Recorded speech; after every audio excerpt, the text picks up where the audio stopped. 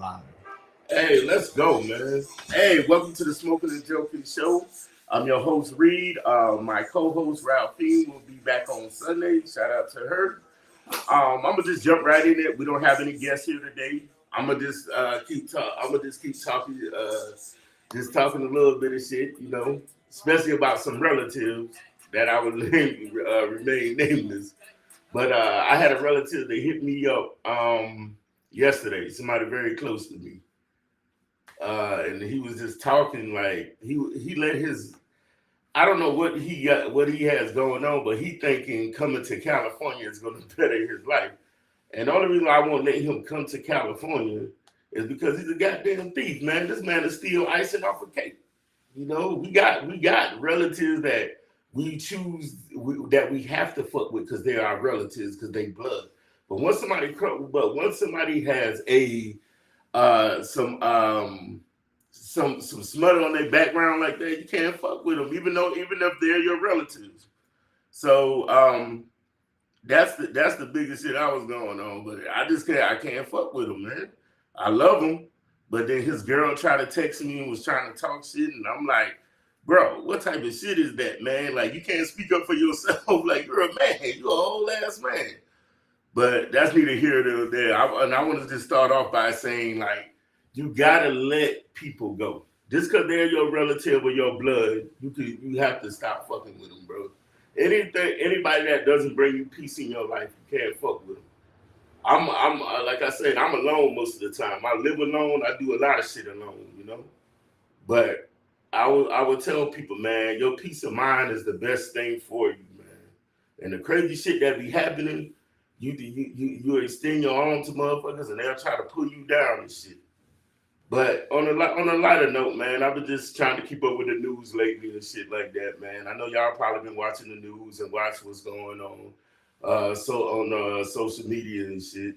I've been trying to follow like the new music and shit like that, but sometimes it's like, man, it's hard to kind of keep up because we live in changing times. As you can see, shout out to the BBWs who were watching this. I love them thick. What they say, you got to be over two something to do something. Shout out to y'all, man. I be seeing y'all in y'all little sundresses and your little flip flops with your thick eggs.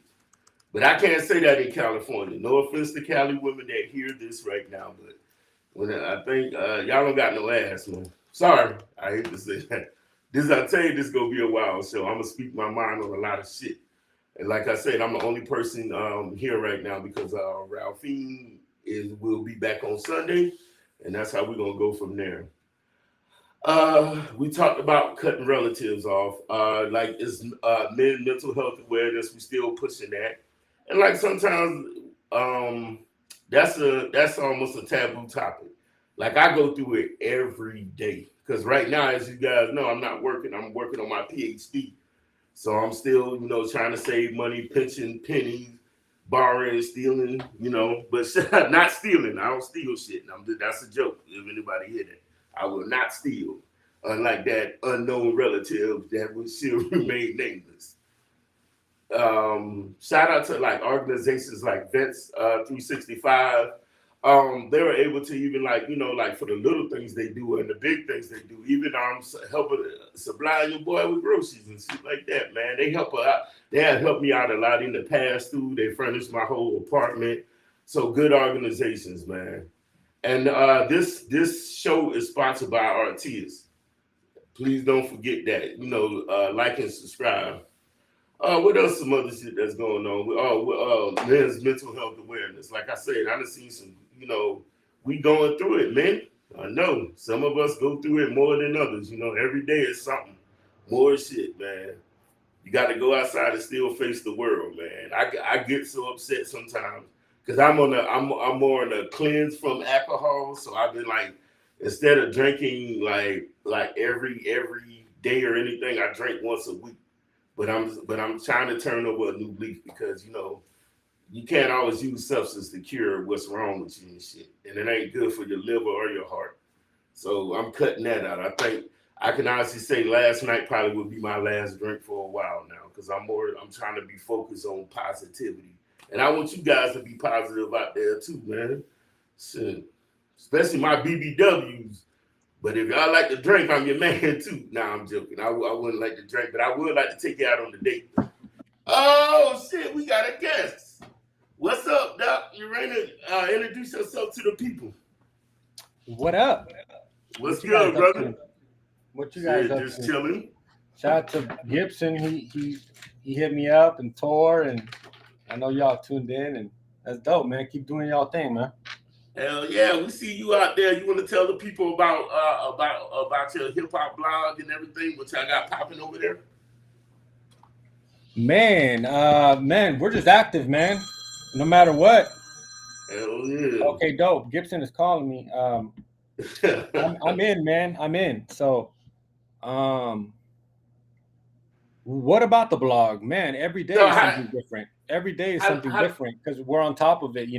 We just covered the new Rakim release that's coming out July 26th on my birthday, so I'm looking forward to that right there. Hell yeah. And then, tonight I'm going to Immortal Technique show in Riverside. Oh, shout out to Immortal Technique. That's the one conscious rapper, man. He don't care. He takes on the establishment and every damn thing. Yeah, man. He's a little, he's a little controversial, but I respect him as an MC, as a creative, and as an influence in many people's lives. And when it comes down to hip hop and independency and speaking your mind without a filter, but yeah, I'm just so blessed that y'all my Marines, man, and y'all have witnessed my grind since day one. And and it came from an idea to me blogging from this room right here that you see, to me having an aspiration to get an office in LA, and I made that happen. We were in the hood in LA for a good minute, and then I had more aspirations to one day getting an office in downtown Los Angeles on Los Angeles Street, and we made that happen. And it's just pretty much, the circumstance of just wanting to do something. No, I feel you, and I know and making it happen. Yeah, and making it happen, on a professional level, on a platform level, and man, and it's a lot of weight on our shoulders. But I say us and we because obviously it's not a one-man team. If you see the content we put out every day, I follow it all day on Instagram. I follow it all the time so we got MCs, man. We got the gram, we got X, we got Facebook that's still hitting harder than ever right now. And then we have our website that's getting, the most traffic it's ever gotten at this point. And then so at this point, it went from a hobby to something that was fun to now we got to deliver information to these heads who depend on us for just to check out something new. And I'm blessed enough that we've been able to create this platform with an easy name to remember.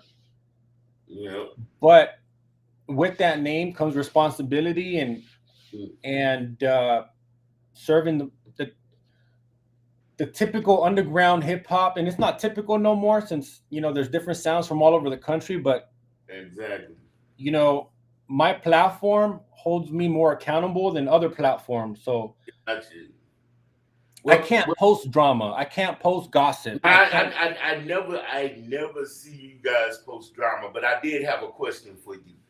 As you being a hip hop head, hip hop, what's you call it, aficionado? If I probably pronounced the shit wrong, but you being in the hip hop, we got the merch. We got the merch. Oh, I need to get me one of those. I'm gonna buy me one, brother. I'm gonna definitely support. But what do you think about the Kendrick? I know it's old. It's been beaten like a dead horse. So what do you think of the Kendrick and Drake beef? Where do you see that? Do you see Kendrick as that being a landslide, or do you see that Drake got his he could come back and probably make some more good music? Oh man, it's just the good thing is everybody's talking about it for the good week or two. So that's the good thing. And it's good that somebody like Kendrick is giving Drake a challenge because I think he's needed that. Yeah. But I'm a Cali head. I'm an LA guy, so I can't really. I got my bias. So Now, I had a big bias too, but I was like, I'm not a Drake fan, but I always from Kendrick's from his mixtapes, download them shits on live mixtapes when he just and coming from my realm, there's a lot of commercial MCs that are respected in the underground, so I can't post anything about Drake because I'll get unfollowed. But if I post something dope about Kendrick, I won't get unfollowed. So at least I have this community of purists that at the end of the day, K Dot's been K Dot. He just goes by Kendrick Lamar. So I've been rocking with him since 15 years ago when he was in a studio in the Inland Empire collabing with some associates that I know, and he was just a random dude. So I come across a lot of MCs in their beginning stages. I'm not saying Kendrick, but so many MCs were like years later, they're doing bigger and better things, and I'm just blown away. And I'm just blessed enough if my platform helped them catapult their career in a certain way, hey. But if my platform didn't help them in any way, I give them credit for their own grind. And when you gonna interview my girl, man?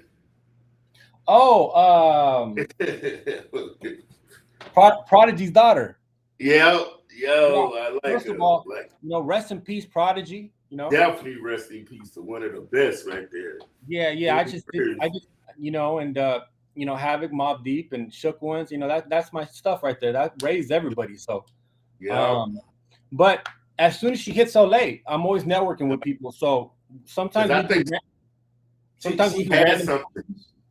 Yeah, she's making her own beats now. I've been seeing her. I'm like, and she got her father kind of like flow. It's kind of like that spooky flow.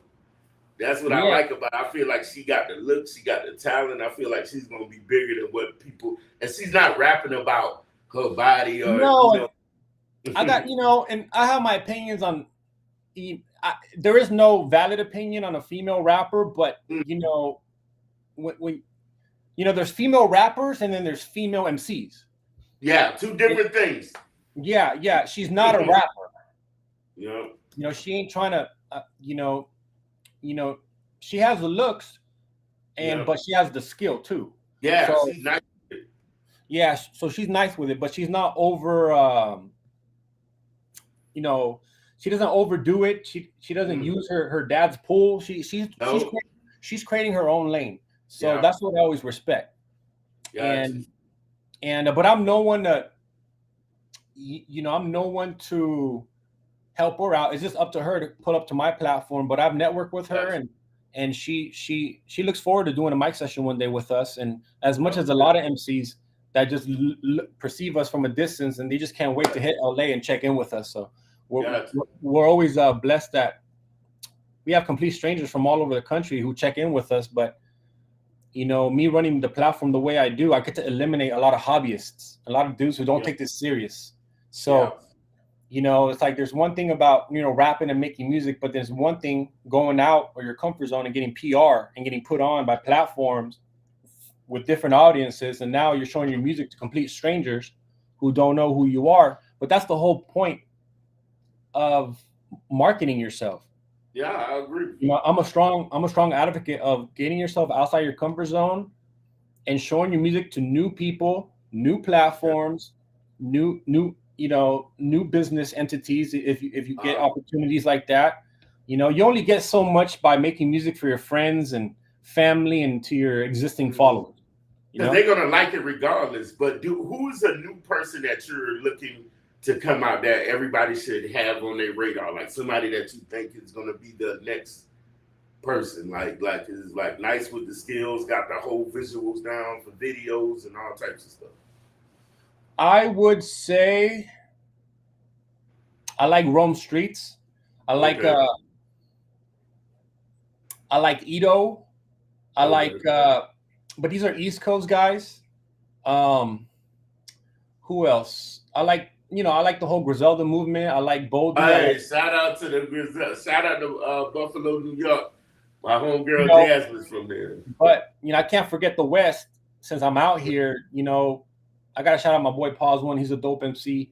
But like right now, who's really making a noise out here that I see and it's obvious, and it's XP the Marksman, Surrealist, my boy Do Networks. He's not an MC, but he's an A&R, and he has a roster of MCs that he's catapulting to the next level. And who else? Nug Life. He's a producer and an MC who's been producing for years, and I've seen him take his brand to the next level from making beats in his home garage to now full-fledged billboards in Los Angeles off the freeway, promoting his project. But man, the next one up out here from LA, I have to say XP the Marksman. I just, sometimes I wish my platform could just, put these people on and get them known. But my platform is 1% of the overall puzzle, of the overall grind. So, a lot of people think it's easy just to rap and make music, but once you get into the business aspects and PR and selling merch and now the vinyl movement is coming back now. Yeah, I love that. I was going to buy me a record player just to even have it, because I feel like that's another missing part that we kind of forget, because I see a lot of DJs when you go out, they just using a CD and they just messing with like changing. Like I live in a blessed world where I have a PS5 entertainment system, so only thing I play, I don't play much video games. If anything, I play basketball or football. Madden or 2K, right? Yeah. And it's dope, because I play these games and I hear music from guys that I know, and I'm like, oh my god, like that's my homie on here. Like he was just at my office, or So shout out to my boy Mark Ford. He's from Oxnard. Check him out, man. He's one of the illest MCs out right now, and he literally just got placement on 2K. Oh hell yeah! So with artists that are coming in, do you have to? I'm pretty sure you vet them, but like, what are the criteria if they call y'all and say, yo, I got this. I'm pretty sure record labels, or maybe them, they call you. Are they able to like just DM you guys their music, and then you say, hey, we're gonna bring you in here and do what you need, Yeah, when a third party like an A&R or a label or just a mutual friend recommends somebody, that's always a plus. Yeah. Because people who know me know my style. Yeah. You know not to waste my time. Because time, with the business I'm in, time is money. Yeah. And I can't people respect the fact that nobody wants to refer me somebody that's kind of baseline, like in the beginning stages of his career, but we don't really know where he's going to be in a couple years from now.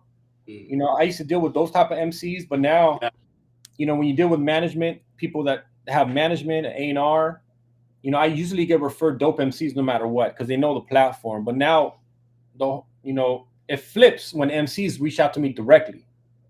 Yeah, this is from nobody's recommending me an MC. So I deal with independent artists who just want a shot. They see some of their favorite MCs on my platform and they just want a shot. They don't have an A&R, they don't have a homie repping them.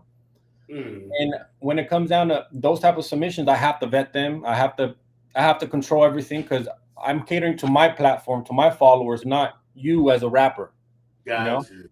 So but the best way to get on my platform, I always tell people, I had a conversation a week ago. Some random guy at a show told me, hey, how can I get on? And I'm like, well, that's a kind of a dumb question, because I do so much. Shows are just one part of my portfolio. Publicity is one part of my portfolio. Social media is another part of my portfolio. The mic sessions is another part of our portfolio. We have an umbrella and then different type of things that we do. Gotcha. So when somebody tells me, hey, how can I get put on? I don't even know how to answer them, because what, you want to get on a show? What, do you want an album review, or want me to post your single, or what? Do you want a mic session? So they kind of, because of my portfolio and the umbrella of work that we do, people respect the fact that you have to earn your way up there. Gotcha. It's not free. Like, yeah, you gotta make sure you got your rhyming skills and everything. Yeah. and at this point, I'm tired of taking money from people. You can't buy yourself into placement anymore. At this point, my website, my platform is self-funded. So, when it's self-funded, there's no sponsors telling us what to do. Gotcha. Yeah, you running your own. You running your own platform without any interference. Yeah, and then there's less politics involved. Because me, when I first launched the platform, I just wanted to fill the void. Because before my platform ever existed, the blogs out there and the editorial websites out there, they're only covering a small circle of artists. Right? Yeah. It's always the same dudes, if not their associates or collaborators. But with the changing of times and social media and the accessibility of music, and anybody can make music now, you don't really have to earn your way to a studio anymore. Yeah, you can make it off, just make it at your house and do everything else, and have everything hooked up. Yeah, so it just with that, obviously there's more artists now. It's too many if you ask me. It's a new. It feel like it's a new person. It's not. It used to be like like every cycle you got this new, but it's everybody. And what I don't know if you agree with this. The segue in hip hop now, what I don't like, everybody's from the hood. It ain't one person that it's like all hood shit. It's not nothing about your real life. No, yeah, I agree, because that's like that's the way to get accepted, right? Yeah. Right? Let's just say that, But Logic, like, he's not hood. He doesn't even hang out with rappers. I like Logic, actually. I got it's a song on 2 albums that he had ago, or maybe 3 albums ago. I fucks with his music. Mac Miller wasn't hood. I love Mac. All I hear is good things about him. The Odd Future cats, they're not really hood. They're just like my dudes. Hip hop heads. They're Doom fans. They're skateboarders, bro. Yeah. So at this point, being too hood, it could be a recipe for success or a recipe for disaster. Because once you get tested, when you make the hood stuff, you're gonna get tested. Yep. And you got to live up to everything you write about. And then, like, the skinnier you are and the smaller you are, the more you're gonna get tested. Yeah. So, but I feel like the best way to even just make your mark in this music stuff is just be yourself, talk about your life experiences, and that's it. And that's it, and just focus on what you need to get done. Unfortunately, we don't live 20 years ago, so people just think, oh, let me just make music, and let me make something dope, and let me see if I could get notoriety from these platforms. But now we have this social media clout chasing numbers game disease where Spotify dominates and social media. So 20 years ago, all you needed was good music. Yeah, nobody really cared how you looked like. Nobody cared. Nobody even knew how many followers you had. Nobody cared, because that was non-existent. But now it's like, not only to make an impression on anybody that has some sort of power in the business, not only do you have to make good music, but you got to have your social media on point. Yeah. And then you got to have your Spotify on point. Yep. And then you got to have your digital streaming services on point. And then now with social media, you got to look a certain part. But what overshadows that is good music at the end of the day. But we live in this time and age where MCs are so focused on so many other things right now besides music, that the guys who just focus on music are the ones winning. Yep. Yeah, you can see it. You can see it in the quality of the product they put out, because a lot of these, like I'll say, with these younger generational rappers, you could just tell there's no passion there. I hear interviews sometimes where they're talking to some of these, I guess I'm gonna call them hood rappers. They don't even know the people that came before them, so they're not even studying the craft. They're just putting the song together and say, oh, and then Then another thing I don't like, and I get the frustration from the OGs. We're like, hey, we're not getting our props, we're not getting our dues, but hey, there's always a different era for everything. These guys, all these new 20-year-old, early 20-year-old MCs, rappers, or let's just call them rappers, they grew up listening to Soulja Boy. Yeah, and 50. I see a lot of 50 and Wayne and stuff like that. You know, but guys like us, we grew up listening to Wu and Nas and Mobb Deep and Hieroglyphics and Immortal Technique. Mafia, Pastor Troy. Yeah, but you know, but it's always a rare, you know, situation where, you know, you see a new MC who's, you know, staying rooted and grounded to the, you know, elements of hip hop and this and that. But you know what? You know, just do your thing, man. Just make your music, be professional. Don't act like you're entitled, because I deal with a lot of entitled people in this music business. And you know, if they act some sort of, you know, if I notice some sort of entitlement, I feel entitled. No, I get it. Because it's like, hey, you know, we're all in it.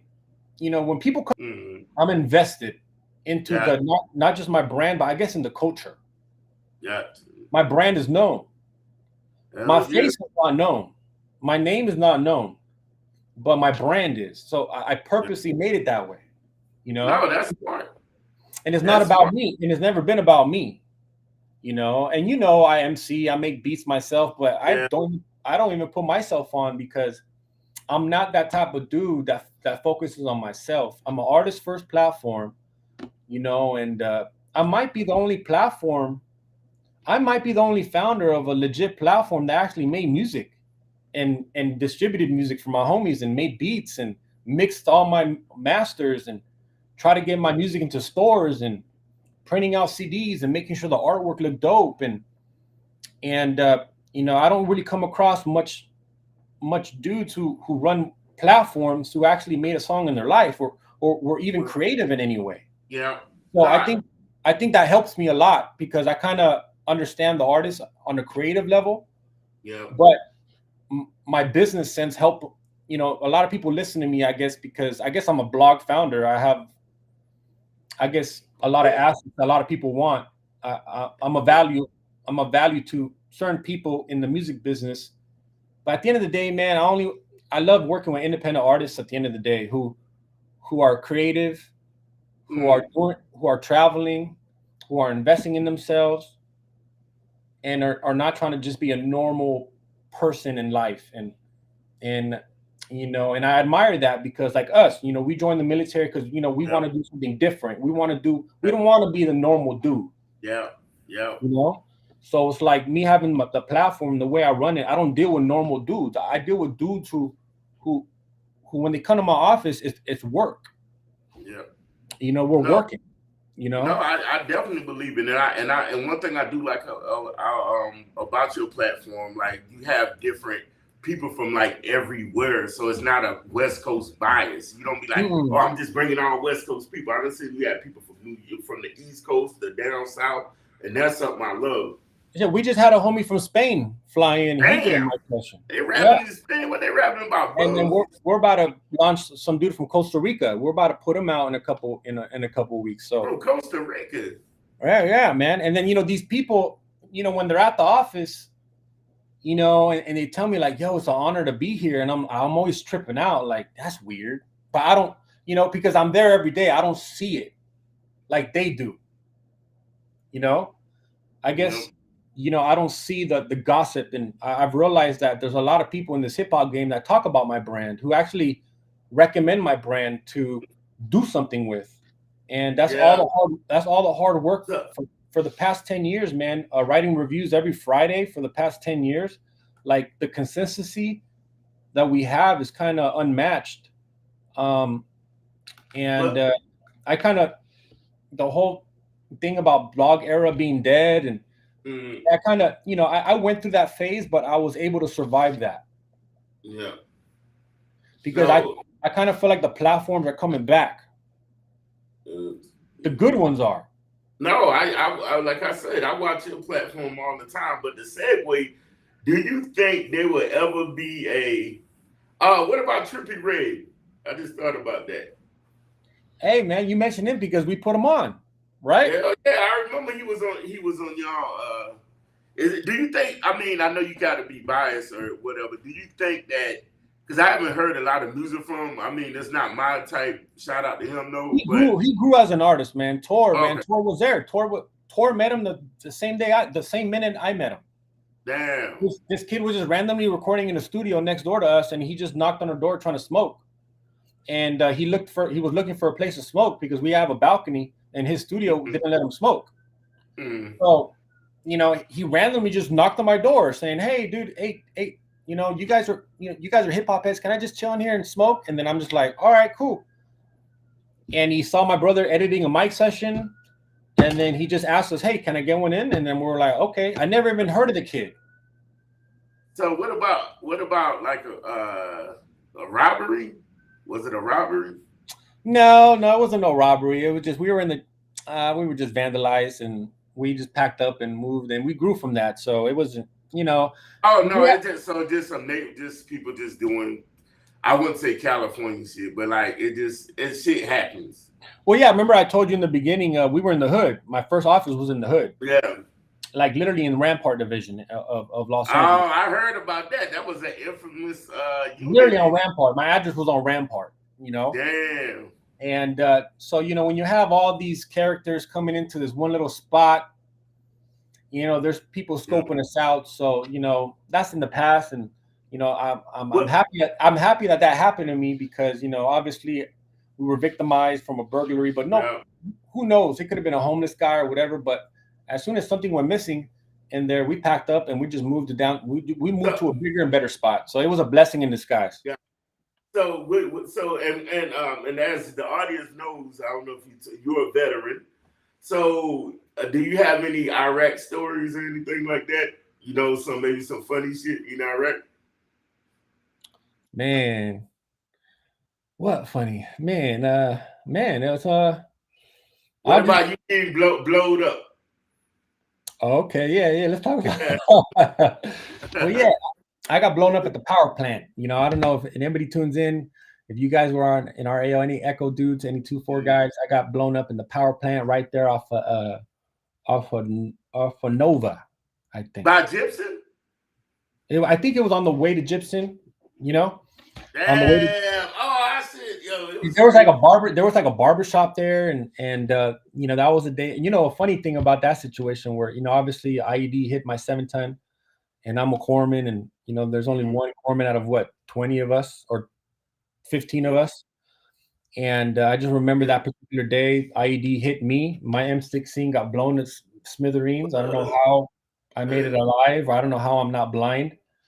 But then I remember, waking up, to like Abulama and Doc Escalera just like fist fighting, What? What the hell was they fighting about? Yeah, fist fighting in front of like dudes who were just trying to kill us right now. What? Why would they fight? Why would they in the fist fight?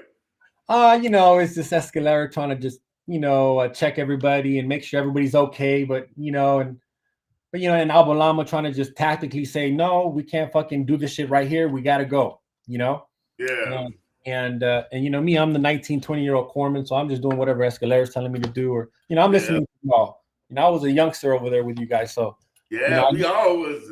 I was talking now because Tua is coming out with the book, right? Oh, he is. Yeah, it's gonna be so. And he had a story in there like that. I don't know if you remember Ion. Yeah, I lived with him before April 6th happened, man. It's called Ramadi Days. That's the name of the book. Okay, yeah. We actually, before I moved over to 3rd Platoon, obviously I got moved permanently to 3rd Platoon on April 6th, obviously for obvious reasons, because April 6th, Doc Mendez from 3rd Platoon got ambushed, right? So 3rd Platoon only had one corpsman, right? I would say, right? So, but I was always there anyways. Even before April 6th, I bonded with 3rd Platoon a little more than everybody else for some reason. It's because of Mendez, because me and Mendez, we checked in a 2-4 together. Oh, for real? Yeah, so me and Doc Mendes, we checked in together, bro. He came from Balboa, I came from China Lake, and we met up in Margarita. Damn. And yeah, and they pulled his name out the hat, my name out the hat, and they said, "You two, you guys are going with 2-4, in San Mateo." And I looked at Mendes like, "Hey, where's that?" He's like, "Don't worry, we're gonna go," because he was 27 at the time. Dang, He was already E4, he was FMS, so I was following his lead, and so the second he walked into the BAS, I walked in with him. And so I was close to him because we checked in together. So you already know when you check in, you have that bond, right? Yeah. And then Doc Clayton just had me be, I guess, the rover corpsman, I guess, or I guess every platoon had 2 corpsmen, right? And then everybody needed a break. Yeah, I remember Doc Franz and Doc Dennis for first platoon. Yeah, first platoon was Franz and Alamala. Franz and Alamala. And then the reason why I'm blessed enough to know all you guys is because I think you guys remember me patrolling with y'all randomly. Hell yeah. And because either Menards was off or Franz was off. I forgot about Doc Menards, man. Shout out to Menards. Yeah. And then for second platoon, I used to fill in the void when Dennis was tired or Gutierrez was tired or Doc Moore. Yeah. Remember Doc Moore? Yeah, I definitely remember Doc Moore. Yep. Yeah, so then third platoon was Escalera, me, and Mendes. So I can you know what? All the platoons had 3 corpsmen besides weapons. Weapons was Alamalo. Yeah. But the first platoon was Menards, Elliott, and Franz. Second platoon was Gutierrez, Dennis, Moore. Hey, when I got shot, Doc Franz is the one that really he was still trying to operate him. Like he was trying to like help me and shit. They had to hit him. Doc Franz, he's a teacher. He's an English teacher. I think. Shout out to Doc Franz. That man. I always shot him. He's an English teacher in South America. Trip out. Hell yeah! Shout out to you, Doc Franz. And but I still keep in contact with all those guys, But I kind of sense that I'm the corpsman that kind of puts myself out there a bit, But did you get sailor? Did you get sailor? Was it sailor of the month or year or quarter when you got Joe Award in 2005? In 2005, man, fuck, I got nominated and then I got chosen to be Navy Times Sailor of the Year for the whole Navy. Yeah, brother. So I think that's kind of like bigger than Sailor of the Quarter or Sailor. Yeah. But if it wasn't for y'all, but if my story and my citation is based off the 2-4 deployment though. Dang. So I didn't do nothing special. I was just part of this. I was just part of this unit who suffered so much adversity that obviously we got publicity, we got some notoriety, and I just happened to be part of that circle. Oh, man, you were out there patrolling like double docks. Man, y'all did a lot, man. And so that's what Ramadi Days is kind of about too. Is just trying to give Tour's book is just trying to give a shout out to all those people because you had other people that write books and the books wasn't really about everybody was over there. So the book is not even glory. He has a part in it, but he's writing everybody else's story to make sure it sounds like okay, boom.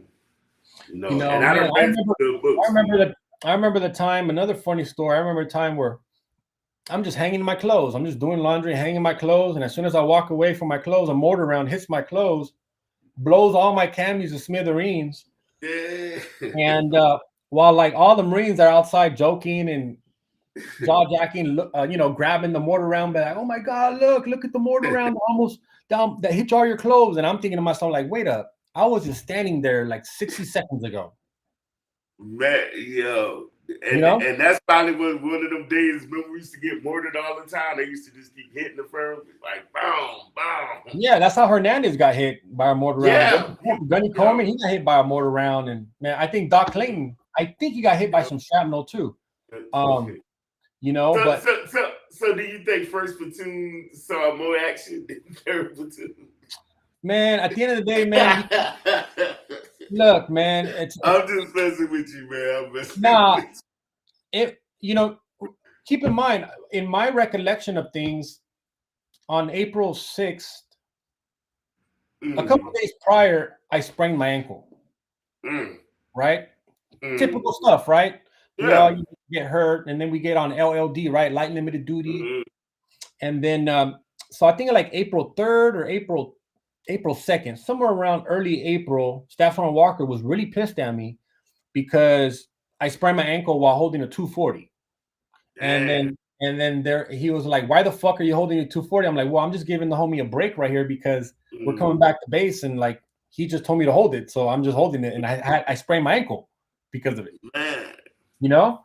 And then he's like, "Well, fuck, this and that, and excuse my language, and but nah, curse, man. This is smoking and joking pot. Yeah, and then and then he was so pissed at me, man, and so I was always trying to like, make it up to him, I just remember that specific time where I kind of felt like I disappointed everybody, all because like I'm patrolling every day, and then I sprain my ankle, and by then, by our 10th patrol, we're like robots, but we want to go out on patrol. I kind of feel like I lived a life where like I would rather be on patrol for some reason, Did you ever make music? I know you still make music, but did you have one song about Ramadi? Yeah, I got a few songs. I got a few songs about Ramadi, and but getting back to the, who went through more stuff. My recollection of it was first platoon was getting hit first. Yeah. I just remember, the radios at the BAS, and they were like, "Well, we got some KIAs coming, and it's first platoon." And I'm just thinking to myself, okay. And the first thing I thought, the selfish, and then you start going through like mental roller coasters, selfish. So it's like, I'm not too close with first platoon. So I'm thinking like, okay, well, thank God it's not third platoon. No, I mean, but you wouldn't have that reaction because those were your Marines. So anybody would have had that reaction. That's and, it's like a selfish reaction, but it's like, at the end of the day, I'm preparing myself for first platoon, for Cherry, I'm expecting, I didn't know who the casualties were. Nobody knew. But I think, well, in first platoon, who got hit? Cherry. Yeah, Cherry. Who else that day? I don't know if the Cherry that day. God forgive me if I'm wrong. No, but I do remember it was first platoon getting hit. It was some sort of tree line. There were some insurgents on the tree line plotting some stuff, and they got ambushed. So we were expecting all these casualties, and the next thing you know, it was third platoon. Yeah. And I was just, and I was able to maintain my, my head and do the best I can. And but as far as I'm concerned, every platoon had their share of adversity and skeletons in the closet, and that whole company, man. I would say weapons. I would say weapons went through some stuff too, man, because they got they did. They got hit by that IED that demolished the whole Humvee, and it just didn't touch Doc Alamalo, and I was just so weirded out. I was like, how are you still alive? Everybody else is literally in the ICU. That's the man upstairs, bro. Yeah. It was those calls. Yeah, so and I credit the man upstairs also, for me coming back, and for you coming back, and for Torque and everybody coming back, but selfishly, we all came back, but thank God we came back. No, that's the biggest thing, and I know we all go through it. I mean, even it was good to be at the reunion, but it's always kind of bittersweet being there because we're there to kind of like definitely reconnect and everything, but I felt like it's always sad because it's like when you see the Gold Star moms and then you see their family and stuff, because you be like, man, it's just we all have that shit. It's kind of like, it's more like survivor's guilt, and it's normal. It's normal because, man, your son didn't come back, I did, but we're just blessed enough that if them being in our presence, if it gives them a smile, that's what I'm there for. Definitely. And at the end of the day, if I would have died, y'all would have been there for my mom. Yeah, that's what I told myself. I thought about that. I was like, it could easily be. I think about Roberts a lot too, because Roberts, when we were at that boot drop to two for it, and man, just Mike, man. So you came from the East Coast with Roberts, huh? Yeah, me and Robert. That's why my last name is Reed. Roberts, like everybody, It's you know, it's funny. You know, it's funny because specifically about Roberts, I went to high school with you know, with a stud of a wrestler. He was a, you know, athlete. He was a bully. You know, the Montoya brothers. They all joined the Marine Corps. They all joined the Marine Corps. They were just like, you know, hardcore Mexican dudes. You know, Good. like a Barone or a Garcia. You know. Good. And then, but they came from my hometown, Downey. So, you know, 15 years later, I'm just doing a random post, you know, sharing something about Roberts and, you know, sharing our memorial wall or whatever. And I get this random DM. I'm like, hey, man, I went to high school with you, you know, and, you know, I didn't know you were a corpsman. I didn't know you served with 2-4. I was a squad leader for another unit, and, you know, on a deployment after you guys. But I went to boot camp and I went to boot camp with Roberts. And I'm like, wait up, how? You're from California, you know? He's all like, nah, I went to boot camp with Roberts, man. He's my guy, you know? And then I'm just like, man, and you know, and you know, little situations like that, like for a guy to reach out to me because he knew I served with Roberts, it made him feel better. Nah, man, that's a beautiful story, man. And Roberts, God rest his soul. Yeah, and I just remember Roberts and Cobb always getting picked on by Gunny Coleman, but you know, God bless Gunny Coleman at the end of the day. He's a wild. But like I just remember like them two were always up to no good. Like they were always inseparable. Roberts and Cobb. Like me saying that, you knew I obviously it's like you would have definitely had to know that because that's how it was though. Because like they were the two little minions always like together, you know, and like inseparable, and I cherish that bond about them, and you know, in contrary, they died together, man. So it just you know, these stories, you know, are just beyond insane what we went through. But you know, I trip on the fact that I kind of witnessed all this. And you know, I think it doesn't really affect me as much as others because I was prepared to see trauma. I was prepared to see somebody die. I was, you know, because you know, corpsmen, that's what we're trained for. You know, we're trained to, you know, we want to see somebody get shot. We want to, not like in a bad way, but we want to get our hands dirty. We want to triage. Well, we want, you know, we want to. I meant to ask you that when you say, and it's a powerful thing, and I want everybody to understand what Devil Dots do. So that's what Ramadi Days is going to be about, the book that's Tor's writing. But also, when you say My Marines, what does that mean? Like, tell everybody what that means. Because a lot of people don't get, like, y'all the backbone, to be honest, of a lot of shit. Like, Devil Dots, without y'all, man, half of us wouldn't really be here, bro. So, you know what? I had no idea about the Marine Corps affiliation with the Navy when I joined. I did not walk into a Marine Corps recruiting office, man. but you damn sure ain't not Ramadi. You became one, right? Yeah. You know, my Marines at this point, every Marine who served is my Marine. Yeah. You know, I don't care if you're a new guy joining yesterday. You know, you got the EGA. You know, you're my Marine. Yeah. But realistically, man, you guys. Well, you guys are my Marines, man. At the end of the day, I'm trying to blend in with y'all. Y'all are telling us what to do, but you know, we're trained in a specific way to prepare for certain situations that you guys are not prepared to train for. Oh no, definitely, especially with trauma or anything. Somebody, you know, I go back to when Carol got his leg blown off. That was like some traumatic shit, man. Like, because it was damn near like it was like almost like just hanging off damn near. And I think that's why you guys have respect for us, because me going to a Pogue unit, and my bad, I said just Pogue. I just have this. Y'all taught me that. It's y'all's fault. I mean, it is. If you a Pogue, I had somebody help me. Like, I was blessed enough to deploy with 2 units, 2-4, 5th Marines, and CLB-1. Okay. You know. So I went from division to group, right?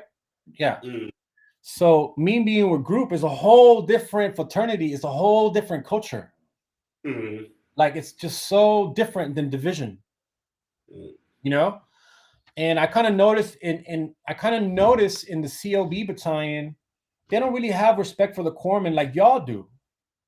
Oh, we love y'all, man. And the thing is, the same thing with the corpsmen. They don't really have. They're not really as bonded with the Marines and CLB1 because, you know, they're in their BAS and the logistics guys. They're fuelers, they're supply guys, they're logistics, right? So nobody's really. Yes, you know, we are risking our lives to deliver, you know, goods and services to different bases, but we're not patrolling the streets, dude. Like, we're not street cops, you know. But I kind of feel like the reason why infantry Marines have a lot of respect for corpsmen is, especially combat veterans, is I kind of feel like the second you guys see a corpsman treat one of your buddies, yeah, it's a burn forever, man. Yeah, it's a wrap, you know. Yep. And then, like, in my opinion about the Marines, it's like, imagine when I went to group, right? And I kind of feel like these guys wouldn't take a bullet for me. See, now that's some powerful shit right there, man. And it's not their fault. It's just, they're just not. They don't have that cohesiveness or that bond that we, like, I guess with Marines and Double Docs have. Like, a lot of people don't even understand that, especially being in a war zone like Ramadi, Iraq. In 2007, I remember, you know, me doing 500-mile convoys all around Iraq, 1,000-mile convoys, supplying bases from all over the place. And I remember, you know, obviously we're like condition 2, we're in the middle of the desert, in the middle of nowhere. But like whenever we're like approaching a city or a town, like, you know, a few clicks away, then obviously on the radios, condition 1, guys, condition 1. And then you see all the like group Marines, fuck yeah. Condition 1, let's get some. Like, we hope we get ambushed. And I'm looking at like, man, y'all don't even, like, y'all don't want that, man. Yeah, no. And I don't wish that upon nobody. Nope, not one soul. You know, us, we're different. Like, you guys are complete like savages. You like, you guys have, like straight up, you guys have no filter, you guys have no level of regret. You guys just go in. You know, you guys don't think twice about it. You guys, you know, as far as I'm concerned, if Staff Sergeant Walker would have looked at you, Reed, and be like, hey, Reed, I need you in my truck, you would have been like, okay. I was trying to be honest, even when that day happened, I already got, like, I had to go work in the chow hall because I had I lost my mind on like the 3rd or something like that. Because there's no hesitation, there's more respect. Yeah. There's more like respect for your in group, it's all about rank, right? But in division, it's all about experience. Yep. Right? Yep. Like, think about it. Guys like Rogers, Contreras. Yep. Man. Thomas. I'm gonna throw the Thomas, McIntosh. I could throw Tate in there. Tor. Like, all of y'all, but I'm talking about like the seasoned Lance Corporals, like Albalama. Yo, yeah. Shout out to like even though Contreras and Albalama, they were like Lance Corporals, but they were respected. Yeah. See, in group, nobody gives a fuck, or excuse my language, about what you went through. It's all about your rank. Yep. So, but best believe, you know, when I checked in a group, you know, I'm an intimidating figure because, you know, I'm a combat action ribbon guy. I'm like grilling the show. and I check in here, and all these group Marines are just grilling me like, yo, so what do you see out there? What are we gonna expect? And I'm like, bro, y'all don't want none of that, man. At the end of the day, you know, at the end of the day, man, I don't, you know, I just wish nothing happens to us. I wish none, you know, I don't even want to get a combat action ribbon on my second deployment. That's what I said about the Purple Heart. I was like, because people are like, you never talk. I'll be like, because this wasn't, you know, you get it. Only way you can get it if something happens to you. You see what I'm saying? So it's kind of like I remember there was a certain, you know, a phase in our deployment where like the cats who got Purple Hearts, I kind of felt that resentment to dudes who didn't, like, because at the end of the day, man, I kind of just feel like everybody got hit in a certain way. Yeah, most definitely. But we just, you know, guys like us, we just happen to be around the people who said, hey, go to the BAS. Because, you know, when I got hit, I didn't think I was that bad. Like Albalama was there, Garcia was there, Doc Escalera. IED hit me, it blew my M16 to pieces. So that's how close it was to me. So, for me to even recollect, to even think back at it and be like, it wasn't really that bad. I'm kind of probably, sprinkling a little sugar on there, but for me to tell you, oh, I got hit by IED and my M16 got blown to smithereens, like, oh, that's some big shit. That's big, man. I just don't know how I made it out of that situation. So all I remember is like me waking up, and then you guys, Escalera took care of me, and he told me to treat the gunner who was, I think, almost dying. And I started treating the gunner. And then I remember Smith was the A driver. I specifically remember him because he was a patient that I went back to the BAS with. And then he ended up getting like a silver star for that day or something, a citation. So that day at the power plant resulted in Smith getting a citation and myself because I got wounded. But did you go home? Did you? Or you stayed? No, I remember getting back to the BAS and I was just mad. I got my Kevlar and I threw it to the ground, and then HM1 Carmonco, he told me like, hey, you got to cut. You're bleeding from your head. And then he just patched me up, and the next day I was patrolling. Do you think now that we all been out and it's been like over 20 years, do you think how do you handle your mental health? Man, you know what? I don't really focus on none of that, man. I'm a hip hop head. I'm focusing on my business and going to my office and writing my content. So I just kind of feel like I'm just blessed enough that I got some sort of hobby that turned into something that transpired to something so bigger than me that it keeps me focused and level headed. And I just kind of feel like my military past is my past, man. Like, don't even depend on me for CPR at this point. No, I get you. And I think that's the best way to do it, because some people, it's a daily struggle, but when you find an outlet that you love or something that you like doing, it's better for you. I think because of the adversity that we went through, well, personally, what I went through, everybody went through their fair share of adversity. Yeah. But I kind of feel like it gave me a lot more strength to deal with things. Yeah. I can't. First of all, I can't say I didn't do enough. So I just kind of feel like a lot of combat veterans, especially BAS guys or group guys, I kind of just feel like it's always cool to go to deployments and be safe, right? Yeah. And then you're kind of relieved that you're not the one patrolling, is those guys. Gotcha. Right? Yeah. Well, I feel me being part of the veteran community for what, 15 years now, well over 15 years. Mm-hmm. I kind of feel like the infantry dudes don't suffer as much PTSD or guilt or whatever than like group dudes or people that feel like they could have done more or should have done more. Yeah. Hopefully you can understand what I'm going at. No, I get it. It's just kind of because it's almost adapted and overcoming a lot of shit, man. Because if you can handle the stress in Iraq, you damn sure can handle the stress that's going on here. Yeah, so world. So I avoid a lot of PTSD topics and group, nonprofit stuff, and I don't want to be reminded about that stuff. It's like, if y'all want to be reminded about that stuff, go ahead. But I'm doing my thing, and it's like, I would rather, be at my office doing a mic session or writing an album review than going to some PTSD retreat, reminding me that I should feel bad for myself. Like, nah, I'm straight, But nothing against veterans who feel that way. Like, nothing against that. No, it's different. Everybody's different, but yeah. I just kind of feel like, don't come at me with that PTSD stuff, because no, it's like, first of all, what did you go through? I've been around people that have been like on like 8, 9 deployments, and they functioning through life. But I think what happens to some people, even before you get in, we don't do mental health checks to join the military. So you already fucked up, and on top of that, you got trauma. Like me, I grew up without parents. Really, I grew up in foster care. So all of that trauma in foster care mixed with this trauma now is like the trauma in Iraq. Yeah, you went from thick skin to thicker skin, bottom line. Yeah, pretty much.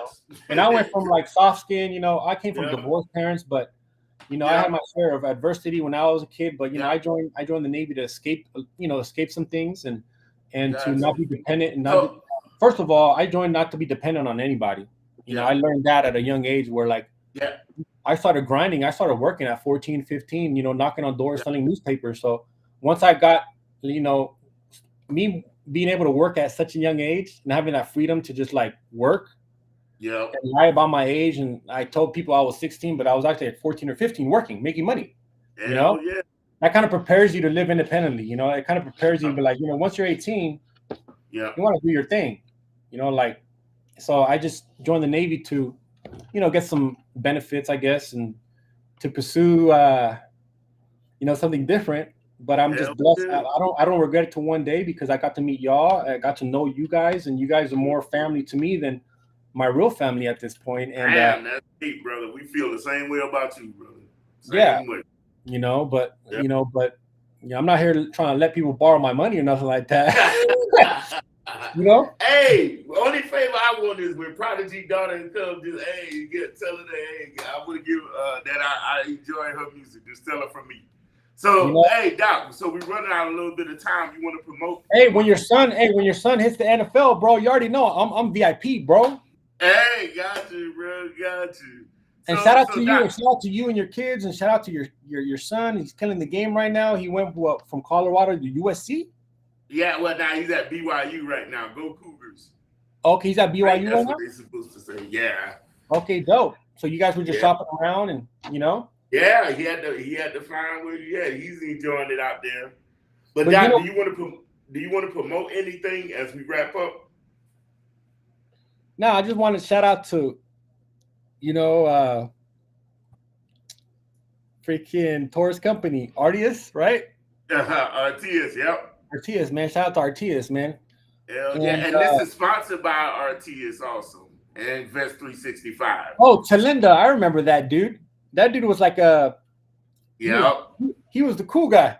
Hell yeah. Yep. Cool as hell, too. Shout out to Talinda, man. I'm sure you remember my little young, my when I was young, but I'm just blessed. I'm just blessed that, that I got you guys part of my life, and we always keep in contact. And shout out to the guys tuning in, and Woodall, Talinda. I don't think no Thurpatoon guys are tuned in, but hopefully they see. Yeah! Shout out to Woody, man. Shout out to Woodall and Talinda, man.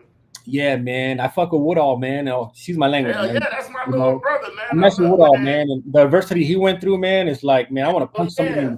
I want to punch somebody in the face, but that's just my stuff. But he would never retire. He still need to. If it's a military to be, Woodall will find it. He needs to retire by now, bro. Abulama already, threw in the towel. Yeah. And but I'm proud of all you guys, man, and hopefully, and one of the part of the reasons why I enjoy doing one myself, because I want you guys to see what I'm doing too, man. Like my hip hop. Yeah, man, you're an inspiration. Hopefully, inspires anybody to get off their ass and do something. Because dwelling on the past and dwelling in Ramadi and this and that, and it's cool to a certain point where it can't really take over your life. No, I get it. No, I don't. I mean, you're gonna inspire so many, man. Having your own company and doing something that you love to do. Because the worst thing is to wake up every day and not enjoy what you do. And you pray, and like I said, I follow the blog, I follow everything on Instagram. You have some dope MCs. Like I said, when Prodigy daughter tell her, hey, she has a fan in me. Not just because she looks fine. I dig her style. I like her. Oh man, yeah. Well, like I said, man, shout out to you, Reed, man. I love you, bro, and you're my Marine to the day I die. I love you, bro. And and let's keep doing this. And I like the fact that you guys talked about this podcast months ago, and now you guys are making it happen. So that's the whole point. And that's the whole point of living life, man. Just make it happen, man. Because if you don't make something happen, you're gonna regret not doing it. Yeah. Right now, I'm launching a marketing agency. Yeah, it's a new company. So where can you tell the audience where they can follow you at on Instagram and Twitter? UGHHBLOG. Okay. It's Underground Hip Hop Blog. UGHH blog, or you could just Google us, or you could just Google the words underground hip hop. But you know, my alias is Convoy, and that's like my rap persona. And yeah, I made a few songs. You know, I got a few albums, and I made a track with Tor, and you know, all I care about is you guys don't think I'm whack on the mic or nothing like that. Nah, but, man, you got it, brother. You don't. You know, and you know, I just been around some great people in my life, and it's all about who you surround yourself with. At the end of the day, man, everybody could be cool and be the biggest combat veteran and the hardcore guy, but at the end of the day, man, what we went through, man, it really humbled us, and I think we're just a different breed of veterans that went through so much stuff that it really humbled us to where we have no regrets. No, I say that all the time. And shout out to Vest 365, man. They, like I say, like I love veteran organizations that give back and help out. So, Linda knows my rap name now, Convoy. That's dope. Yeah, a lot of people know me as Convoy, man, in the business. And the scene. Hell yeah! Nah, you know, I remember because you know we follow each other on Instagram, so I always see it there. So Talinda, make sure you follow me. Just look up Convoy, CONVOY, and then you'll find me. And then I don't put my name out there, bro, because I'm not gonna put Victor. I know, man. You never seen that ever since I know you've never been like the person to be at the forefront, like always. You like behind the scenes type. So, but you know what? I always tell people when you go to a hip hop show, the power makers and the heavy hitters are always in the back chilling, looking at everything. I'm studying. I'm studying the MCs. You know, I want to make sure. You know, I hold people accountable. I but other than that, I know we're cutting short of time. I got to go to Bastards right now. Okay. Shout out to Bastards Canteen, and then I'm going to the Immortal Technique show tonight. So, you know, I got things to do, and it's a Thursday night, not even Friday. So that's just a day of a life of a hip hop blogger, I guess. Hell yeah. Hip hop on a Thursday. Hell yeah, brother. But thank you for being on the show, man. I really appreciate it, bro. And we definitely where can we find your music at? My music? Non-Combatants. So my crew is called Non-Combatants. And right there, just go on my Instagram. You can hit up my Bandcamp and you can listen to all my music, man. You could peep out my verses on my gram and all that. But I can't say I stopped making music. I've had a little writer's block. Gotcha. But you know, all it takes is for me to snap out of it, and then I'm banging out tracks and beats and stuff like that. So, you know, but man, shout out to Talinda, man. He's going in right now. Hey, shout out to Talinda too, man. Actually, I got some Talinda pictures. Talinda, hit me up. I got some of your pictures, bro. I got a lot of pictures of you that you probably don't even know about. I'm the guy. I'm the weirdo that's sending everybody their death pictures and their pictures. I don't know if you noticed that, Reed. Right? Shout out you for that too, man. Huh? Shout out, hey, with the stuff you sent me, there was some good pictures too. Yeah, man, I got pictures of everybody, man. It's because I came up on Doc Moore's hard drive. Gotcha. Oh, you know, by coincidence from Klein from Weapons. Oh, damn. Yeah.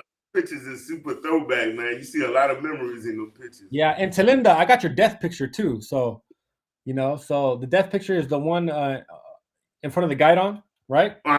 Yeah. You know what? I never knew why they took them pictures. I just thought they were like, "Oh, you gotta take a picture."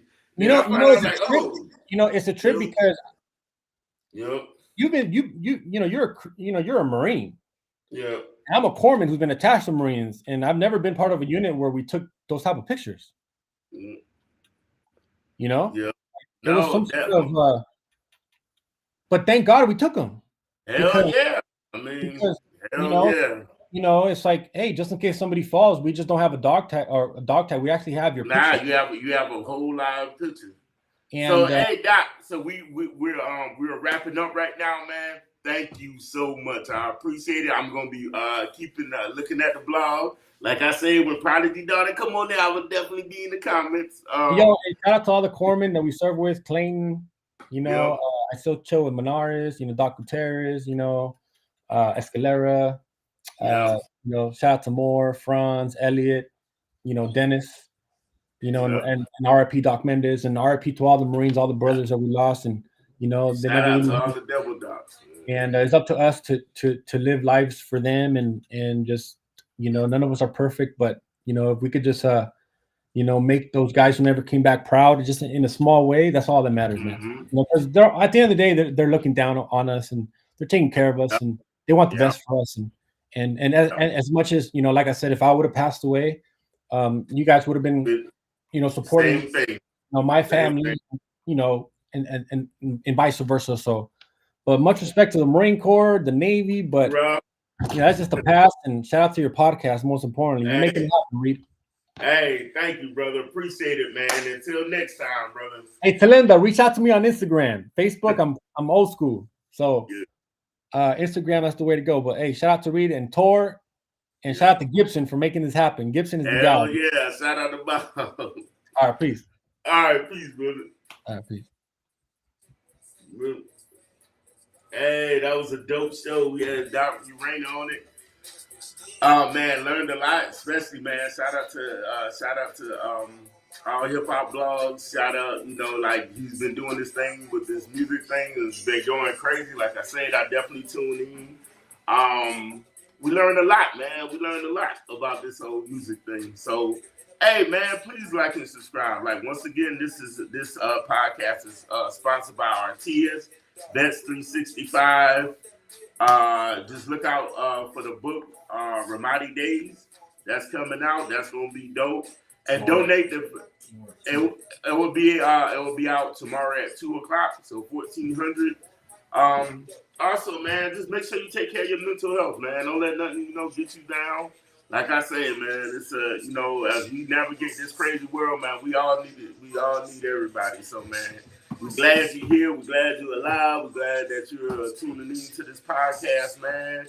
Hey, man, like and subscribe. And don't forget to donate to Vets 365, a great organization. Like I said, they have helped me in the past. They actually furnished my apartment and everything. So, do that, man. Like I started off before, man, saying like, when we first got on, I was talking about, just because somebody your blood, you gotta sometimes remove yourself from them. You can still love them, but you gotta love them from afar. And don't let nobody mess with your peace. Always remember that, man. Do your thing. Shout out to my co-host Ralphine. Can't wait for the show on Sunday. Definitely tune in to that. There's Father's Day, so we know we're gonna be talking a lot of shit, man. Especially, I'm pretty sure a lot of people gonna be talking, hey, child support, you gotta pay that shit. So that's what I'm on. I ain't gonna lie, man. It's an ass of money. So shout out to the fathers. Shout out to everybody, man. Shout out to the people that's viewing this and listening to it. Like I said, man, if you want to get on the show and you got anything, you might want to talk about a call in, make sure you hit up Bob and Tour. And yeah, man, let's just have a good time, man. I think, these episodes have been going out, so you can follow us on YouTube and Instagram. It don't cost nothing. And if you don't like it, just be like, hey, man, I don't like that shit, man. If you do like it, hey, give it a thumbs up and subscribe, man. Because every week we're going to have guests and we're going to be talking that smoking and joking, man. So definitely keep an eye on that. And once again, man, mental health. Definitely get your mental health checked. Because we're losing too many good people for a lot of stuff. And if you're going to drink responsibly. And if you're going to do whatever you're going to do it responsibly. I'm out.